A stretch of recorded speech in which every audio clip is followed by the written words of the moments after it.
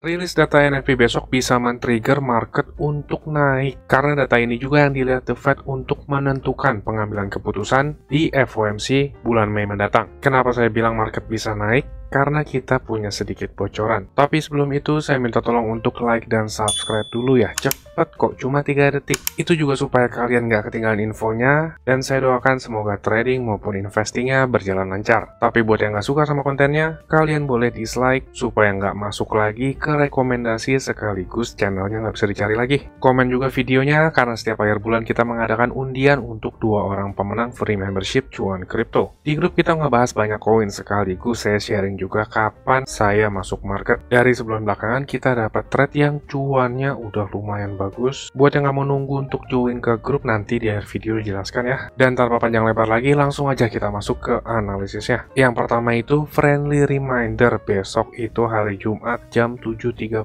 malam WIB. Ada rilis data NFP atau non-farm payroll. NFP atau non-farm payroll adalah data yang menunjukkan pertumbuhan ekonomi suatu negara dihitung dari ketersediaan lapangan kerja baru. Sekaligus data ini juga yang dipakai The Fed untuk mempertimbangkan pengambilan keputusan di next FOMC meeting. Simpelnya itu The Fed berpikir seperti ini. NFP ini kan merupakan jumlah lapangan pekerjaan baru yang tersedia. Jika jumlah lapangan pekerjaannya masih tinggi, artinya itu ekonomi masih berjalan dan pede tuh para pelaku bisnisnya karena merekrut karyawan baru. Kalau para pelaku bisnisnya masih pede, artinya jumlah permintaan di lapangan seperti barang dan jasa itu juga masih tinggi, dan tingginya permintaan barang atau jasa itu juga berkontribusi kepada inflasi yang naik. Simpelnya seperti itu ya. Jadi NFP ini secara nggak langsung itu merepresentasikan tinggi atau rendahnya permintaan suatu barang atau jasa, karena barang atau jasa itu tercipta dari lapangan pekerjaan baru. Berarti agak jahat juga ya, The Fed itu ingin penganggurannya naik supaya inflasinya turun. Jadi saya bingung nih mau bilang NFP-nya kalau turun dan pengangguran naik itu bagus buat market, tapi itu buruk ya buat orang lain. Ya, semua itu balik lagi ke sudut pandang masing-masing ya. Sometimes good thing is bad thing and bad thing is a good thing. Lanjut.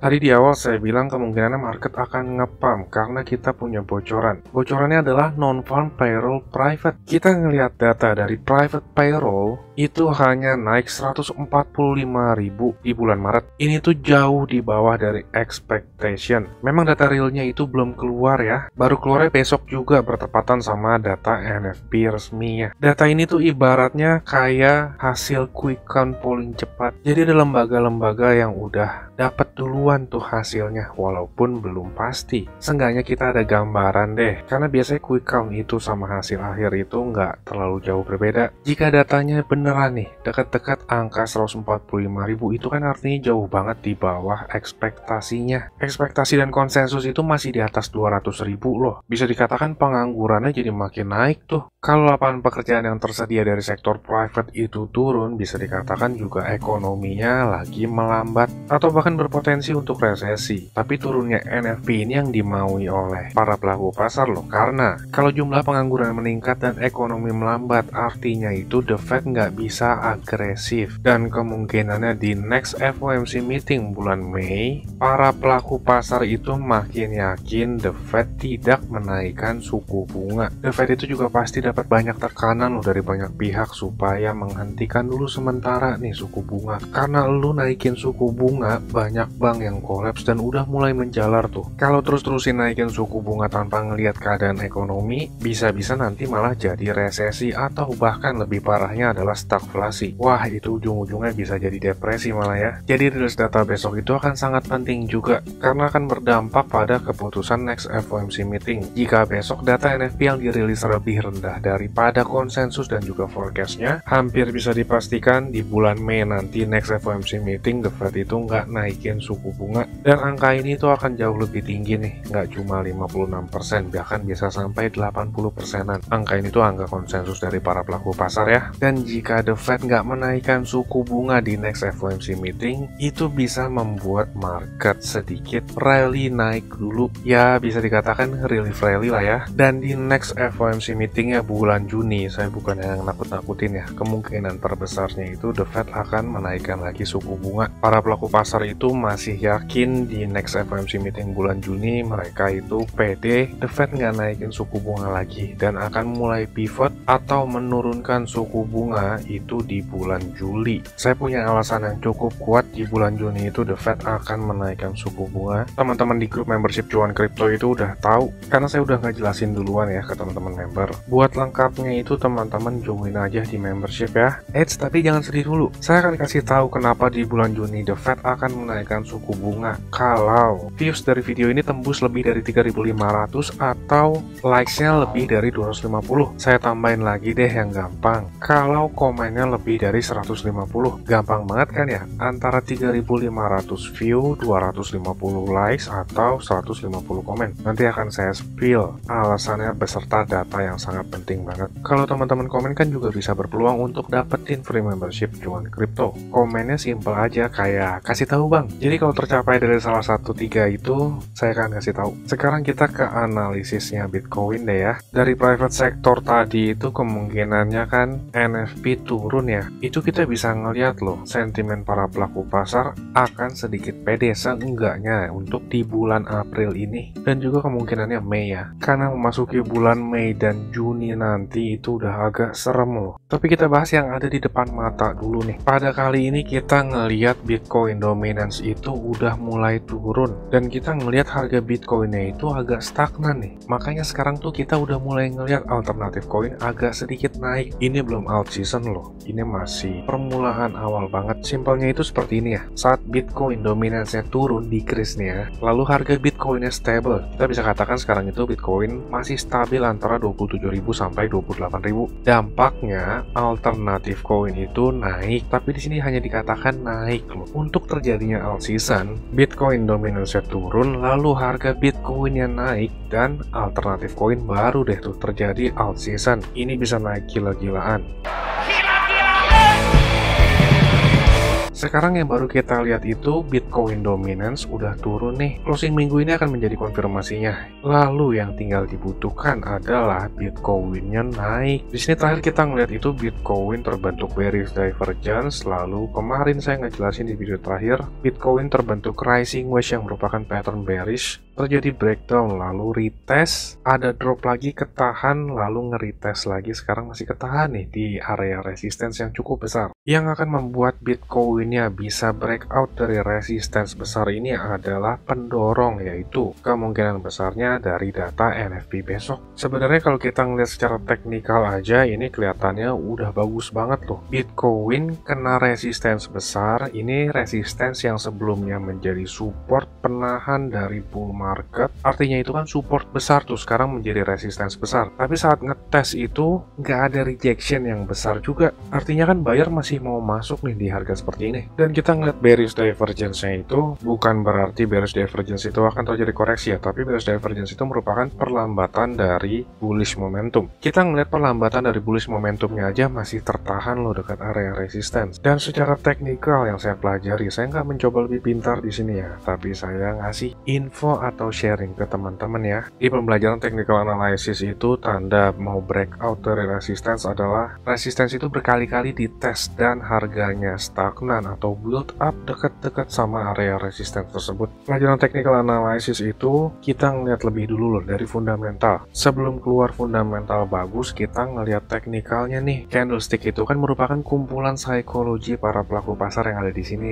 Kenapa sih para pelaku pasar masih mau beli nih dekat area resistance besar? Kenapa para pelaku pasar nggak nunggu aja ngebiarin Bitcoin koreksi dulu biar mereka dapat lebih murah? Simpelnya begitu kan, padahal kan bad news banyak banget tuh. Kemarin aja CZ diserang, dibilang CZ itu dapat red notice dari Interpol. Bitcoin memang sempet drop tuh, tapi dibikin buntut doang lalu nge-push naik lagi. Buntut dari candlestick ini kan artinya ada banyak buyer tuh yang udah beli. Mereka itu masih mau beli tuh sebenarnya karena apa sih? Dan kalau kita ngeliat dari data likuidasi itu banyak banget retail yang kena likuidasi nih. Ada 122 juta long position itu kena likuidasi, lalu 65 juta position itu kena likuidasi juga. Jumlahnya ini bisa dikatakan cukup banyak ya dari pergerakan Bitcoin Bitcoin yang agak stagnan itu dibandingkan sebelum-sebelumnya. Saya nggak mau bilang di sini sebuah manipulasi market, karena manipulasi market itu di semua market ada, nggak cuma kripto, forex pun ada, stock market ada, banyak banget yang namanya goreng saham ya. Lalu komoditi seperti emas, perak, oil, dan lain-lain itu juga banyak. Tapi memang sih kripto itu yang paling gampang dimanipulasi karena volume transaksi atau volume perdagangannya itu masih relatif jauh lebih rendah. Saya kesampingkan hal manipulasi karena kalau kita ngomongin manipulasi nggak akan ada habisnya ya. Soalnya pasti ada aja orang yang berpikir kalau bandar mau naikin harga ya tinggal dinaikin aja. Teknikal dan fundamental itu nggak ngaruh apa-apa. Kalau seperti itu kan sama aja pasrah ya. Jangan pasrah dong. Kita itu pasrahnya sama Tuhan aja ya, jangan sama manusia. Saya dulu sempat pernah pasrah tapi disemangatin sama teman saya. Dia bilang tuh begini, kita itu cari duit harus ngotot supaya bisa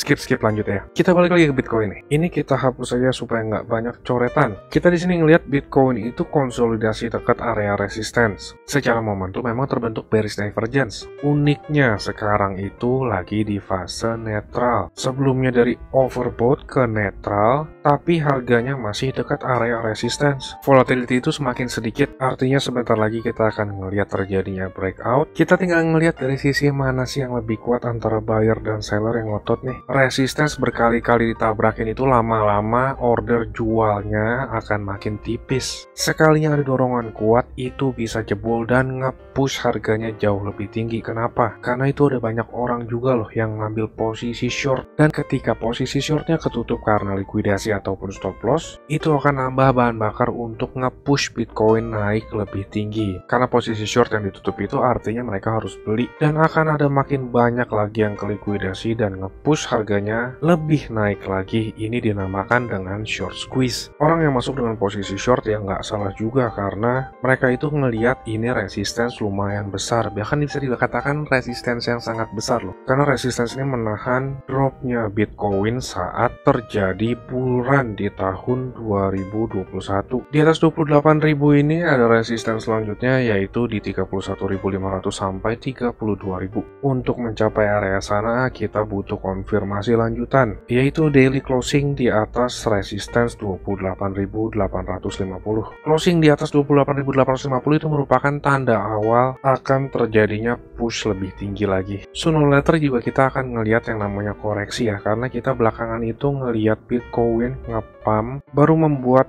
struktur higher high, tapi kita masih belum melihat yang namanya higher low-nya ya. Market yang sehat itu kan bergerak dalam struktur ya, baik naik ataupun turun, pasti ada yang namanya higher high dan higher low, atau lower high dan lower low. Beberapa orang menganggap Bitcoin pada saat ini itu terbentuk yang namanya bull flag. Saya agak ragu nyebut ini sebagai bull flag, karena sebelumnya kita ngelihat ada perlambatan dulu di sini nih, atau tahanan dulu. Biasanya itu kan bull flag terbentuknya price action yang berturut-turut nih hijaunya. Contohnya seperti ini nih, atau contoh lain lagi seperti bear flag yang seperti ini. Tapi kita nggak bisa terlalu percayakan suatu harga bergerak berdasarkan dari price pattern, karena pattern itu ada probability-nya masing-masing. Coba bayangin misalkan suatu pattern itu kejadian seperti yang di buku, bisa-bisa ya semua orang kaya loh ya dari trading, dan setiap sekolahan atau universitas itu akan menambahkan mata pelajaran atau mata kuliah technical analysis. Kalau memang pattern terjadi sesuai yang di buku, pattern itu punya probability-nya masing-masing dan performanya di setiap keadaan market. Tapi kalau kita masih belum bisa ngelihat Bitcoin closing di 28.850 ya, kemungkinannya kita akan ngelihat Bitcoin ngevisit minimal 26.600 atau bahkan ngetes lagi ke area support besarnya di 25.000 US dollar. Tergantung strategi teman-teman seperti apa ya untuk dapat cuan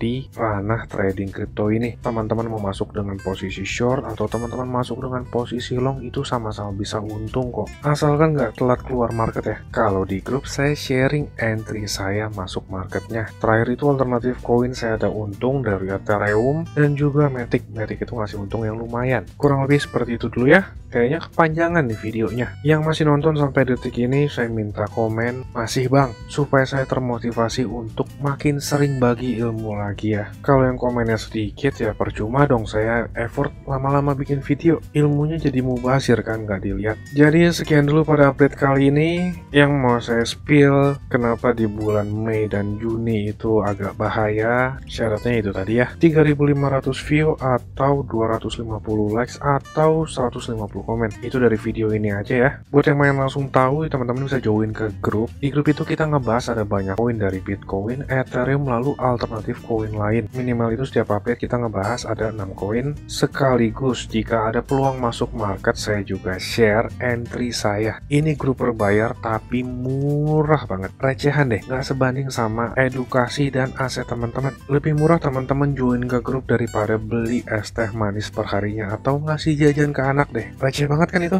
Jadi teman-teman bisa dapat ilmu sekaligus bisa dapat cuan juga. Buat yang mau tahu cara join ke grup, teman-teman bisa tonton klip video berikut ini. Saya tunggu di grup ya. Saya mau kasih tahu juga, cuan kripto ini ada grup Telegram dan juga udah cukup banyak juga aktif membernya. Keuntungan yang didapat yaitu teman-teman sekalian waktunya efisien, nggak pusing buat analisa chart, apalagi yang belum ngerti. Yang kedua, update terdepan karena saya lebih sering update dan aktif di grup tersebut ya. Yang ketiga, teman-teman sekalian dikasih tahu kapan waktu terbaik untuk beli koin, dan itu biasanya barengan saat saya juga beli koin. Yang keempat, ada diskusi grup chat buat ngobrol sesama member, saling kenal dan tanya jawab. Dan yang terakhir, teman-teman bisa request koin untuk dianalisa. Ini grupnya nggak gratis ya teman-teman, tapi tenang, harganya murah kok, yaitu Rp199.000. Tapi tunggu dulu karena diskon buat teman-teman sekalian jadi Rp99.000 doang. Atau kalau dihitung itu sama aja kayak Rp3.300 per hari. Ini biaya per bulan ya teman-teman. 3.300 tuh murah banget ya. Harganya sama kayak parkir di pinggir jalan. Tapi kalian bisa dapat manfaat yang cukup banyak dari grup ini. Ini harga promo ya teman-teman, cuma buat 100 pendaftar pertama. So jangan sampai ketinggalan ya. Karena tinggal sedikit banget slotnya. Teman-teman bisa ngelihat sendiri ada 92 member aktif dan saya kebanyakan lebih aktif di grup ini. Dan juga setiap ada peluang saya selalu kasih tahu ke grup ini kapan untuk entry-nya. Bisa lihat di sini ada 3 video yang di unlisted dari YouTube karena ini khusus untuk member dari grup tersebut. Kalau kalian berminat, saya akan kasih link Telegram di kolom deskripsi. Kalian tinggal chat, saya berminat gabung. Ditunggu di grup ya. Capek kan beli pas lagi tinggi, jual pas lagi rendah. Ayo, buruan gabung grup ya. Saya pamit dulu, salam. Cuan kripto, cuan terus.